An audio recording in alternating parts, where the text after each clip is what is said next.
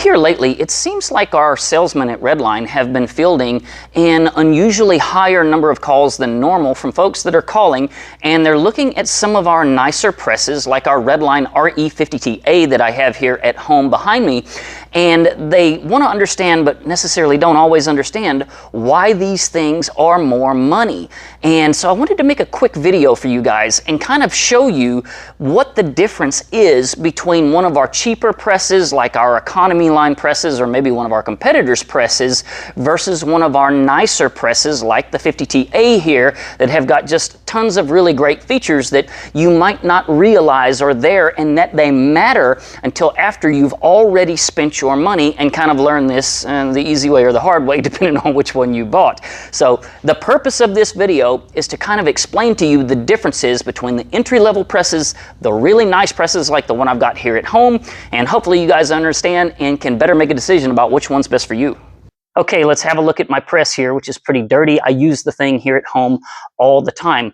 First up, the differences between the nicer presses is the gauge. The gauge on this one right here reads in tons. It'll tell you exactly when you're getting up to 50 tons. Has a little red mark right there that'll let you know when you're about to go over. Cheaper presses either A, don't have a gauge at all, or B, they'll have a little chart over here to the side. The gauge will read in something like MPa or PSI, and then you have to convert by looking at the chart. A nice press has a gauge and it reads in tons. Next up is the pump. This unit here is air over hydraulic. So what that means is you have an air motor that operates a hydraulic pump. Of course, you have a manual section of the pump right here where you can insert the handle into it, start pumping it manually, or you can run it via air power. Pro tip, you can run the manual and the air at the same time to move the cylinder really fast to get it to where you're going. But at the end of the day, the cheaper presses are not air over hydraulic. They don't have an air motor. And one other thing to watch out for, a lot of your inexpensive presses have a very small pump that will move that ram absolutely as slow as Christmas. So have a look at the feed rate on the press. If the ram moves really slow and you're going to use it a lot, you're going to get really tired of that. On this Redline 50TA that I have here at home, the ram on this thing slides side to side. So I can grab that handle and pull it over. I'm not going to tell you it's easy because it's not. That ram is extremely heavy. But at the end of the day, I can move it. Your cheaper presses either A, do not have a ram that slides side to side at all, or it does it in a just a slider style fashion. It doesn't have little bearings in there. If you were to have a look up inside here, can you see it right? There we go, right there. This thing runs left to right on bearings. So it's a lot easier shifting it side to side than it is on a press that everything just sits on sliders. On the Redline 50TA, you'll notice that there is a winch on the side of the press right here, which is for raising and lowering the carriage. On cheaper presses, it's either A, not going to have a winch at all, or B, it's going to be an inferior winch, something that looks like it came out of Harbor Freight, you know, that actually belongs on like a light-duty boat trailer.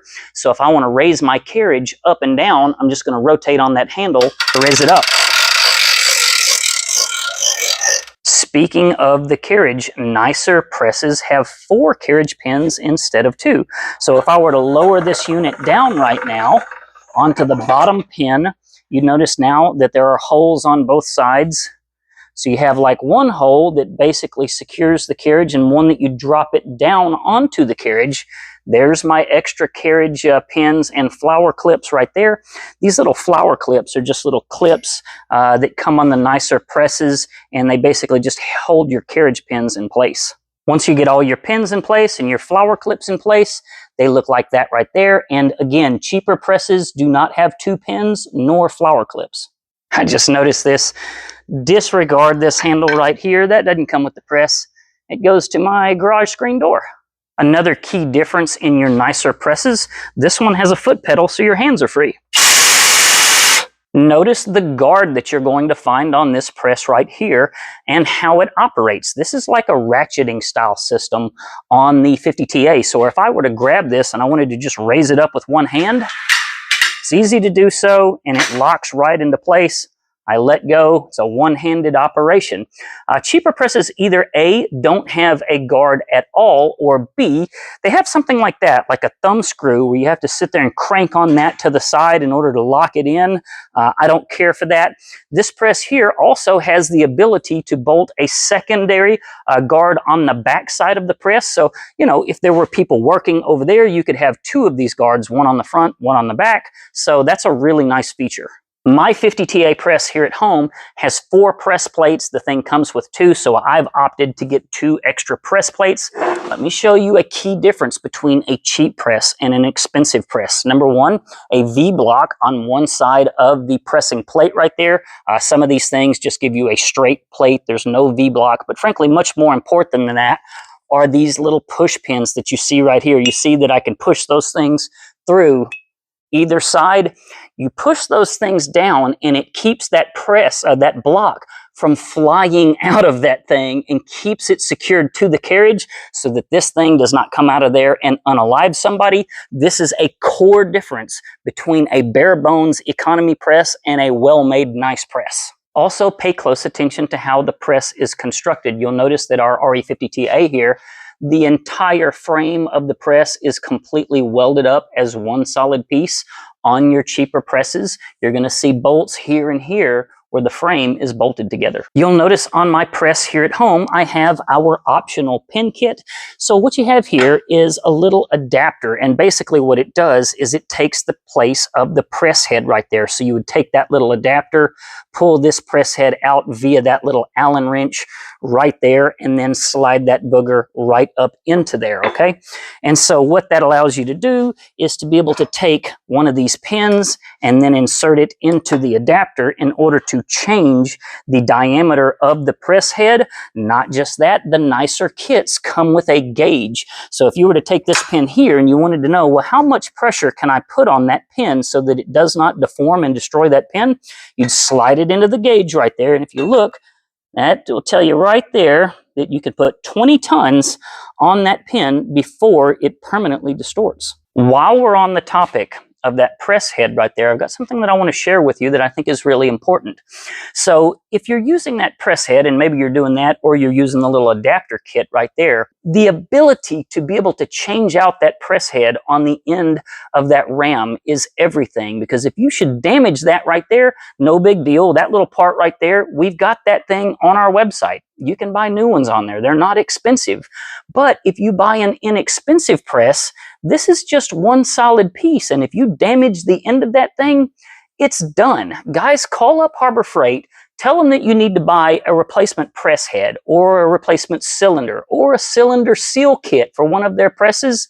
They don't have any of that stuff. You can find literally all 3 of those things on our website in stock right now. I really feel like one of the core key differences that needs to be considered when you're buying a piece of equipment like this is, does the company that you're about to do business with support that thing with parts? And unfortunately, it's incredibly common that folks call us up and they want to know if our press, pump, or cylinder will fit our competitor's press. And the answer is, we have no idea. We don't go around trying to fit Chevrolet parts on a Ford truck just to see if it will work. We don't know. So this is a really good time to point out that we've got just about every part that you can find on that thing on our website. We've got replacement cable kits, winches, pin kits, carriage pins, flower clips, guards, press plates, cylinders, gauges, pumps, even the little foot pedal down at the bottom that I showed you earlier. All of that stuff is available on our website. So if you damage something, we're not just going to tell you, sucks to be you. We got it in stock. On a completely unrelated side note, does your wife also come out to your shop and work on her arts and crafts and just leave all her stuff everywhere for you to clean up too? Just wondering. I hope I've answered for you today so that when you see these presses on our website and you're looking at something that's less money, you understand where the money went. I appreciate you guys watching. If you got questions, by all means, ask them down below in the comments. I'm happy to answer your questions.